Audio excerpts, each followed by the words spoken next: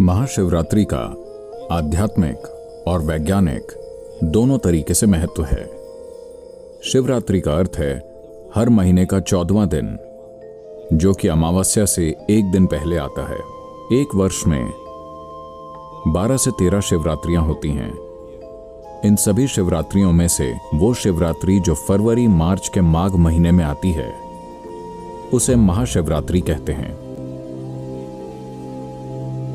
ग्रह के उत्तरी गोलार्ध में उस दिन इंसानी सिस्टम में ऊर्जा स्वाभाविक रूप से ऊपर की ओर बढ़ती है। हर एक जीव अपने भीतर ऊर्जा को ऊपर की ओर बढ़ते हुए महसूस करता है। इस ऊपर उठती हुई ऊर्जा का केवल वो ही प्राणी सही से उपयोग कर सकते हैं जिनकी रीढ़ की हड्डी सीधी है।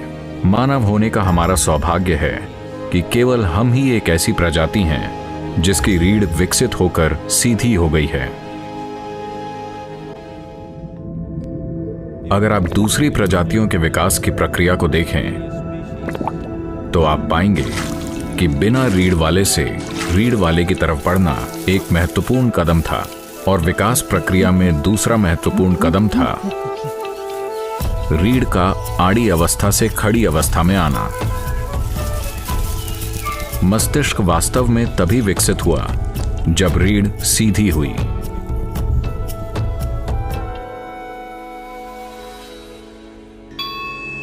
जैसे कि महाशिवरात्रि की रात में ऊर्जा स्वाभाविक रूप से ऊपर की ओर बढ़ती है, रात भर रीढ़ को सीधी रखने से जबरदस्त लाभ होता है। ये उनके लिए विशेष रूप से फायदेमंद है जो खासकर आध्यात्मिक मार्ग पर हैं, पर ये उन लोगों के लिए भी महत्वपूर्ण है जो पारिवारिक स्थितियों में हैं, और साथ ही दुनिया में उन लोगों के लिए भी जो महत्वाकांक्षी हैं। आध्यात्मिक मार्ग पर चलने वालों के लिए, योगियों के लिए ये वो दिन है जब शिव अपने भीतर की सभी हलचलों के परे चले गए और पूरी तरह से स्थिर हो गए। इसी दिन उनकी तीसरी आंख खुल गई और उनका बोध खिल उठा। हम ये कह रहे हैं कि ये दो आंखें सिर्फ इंद्रियां हैं। ये आपको आपके आसपास के भौतिक पक्षों को ही दिखा सकती हैं, लेकिन अगर आप इन भौतिक पक्षों का आधार देखना चाहते हैं, अगर आप उन सूक्ष्म आयामों को देखना चाहते हैं जो प्रकृति की भौतिकता से परे है, अगर आप उसे जानना चाहते हैं, तो आपको बोध के एक अलग आयाम की जरूरत है। बोध का वो आयाम जो भौतिक से परे है, उसे तीसरी आंख कहते हैं।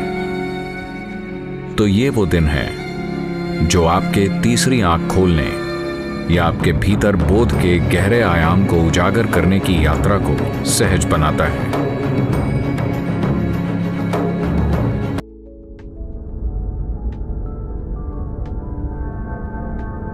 अमावस्या के एक दिन पहले महीने की सबसे अंधेरी रात को शिवरात्रि के नाम से जाना जाता है। एक साल में 12 से 13 शिवरात्रियां होती हैं। माघ के महीने में आने वाली शिवरात्रि महाशिवरात्रि के नाम से जानी जाती है।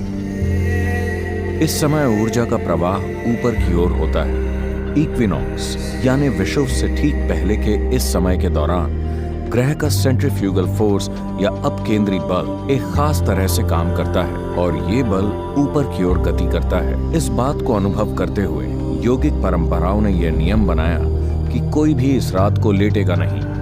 आपकी रीढ़ की हड्डी सीधी होनी चाहिए ताकि आप ऊर्जा के इस प्राकृतिक चढ़ाव का पूरा लाभ उठा सकें और ऊर्जा ऊपर की ओर जा सके।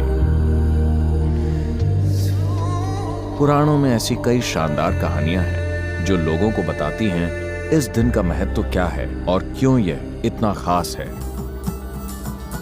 कर्नाटक के कुछ इलाकों में इस रात बच्चों से कहा जाता है कि वो जाकर लोगों के घरों पर पत्थर फेंकें। उस दिन आप ऐसी शरारत कर सकते हैं और इसे अपराध नहीं माना जाता। दरअसल आपको ऐसा करने के लिए शाबाशी मिलेगी, क्योंकि आपने किसी ऐसे व्यक्ति को जगा दिया जो सो रहा था। बेशक लोगों ने उठकर शिव का नाम नहीं लिया, उन्होंने आपको कोसा, पर कोई बात नहीं, कम से कम वो उठकर बैठ तो गए। इस दिन हमारे तंत्र की ऊर्जा में एक प्राकृतिक चढ़ाव होता है। लेटे रहना हमारे तंत्र के लिए अच्छा नहीं होगा। इसे लंबवत यानी बिल्कुल सीधा रहना चाहिए। आप जितने लोगों को जानते हो उन्हें ये बात बताएं। उन्हें आधी रात को फोन करें। पूरी रात हर एक घंटे में अपने परिचितों को फोन करें। भले ही वो आपको कोसें, कोई बात नहीं, वो उठकर बैठ तो जाएंगे। आप उन्हें उठाकर एक बहुत बड़ी सेवा कर रहे हैं। मैं चाहता हूं कि आप सभी हिस्सा लें, चाहे आप यहाँ हो या कहीं और हो। सीधा बैठें और जागते रहें। ये रात केवल जागरण की रात न रह जाए, बल्कि आप सभी के लिए जागृति की रात बन जाए। यही मेरी कामना और आशीर्वाद है कि आप सभी महादेव की कृपा के पात्र बने।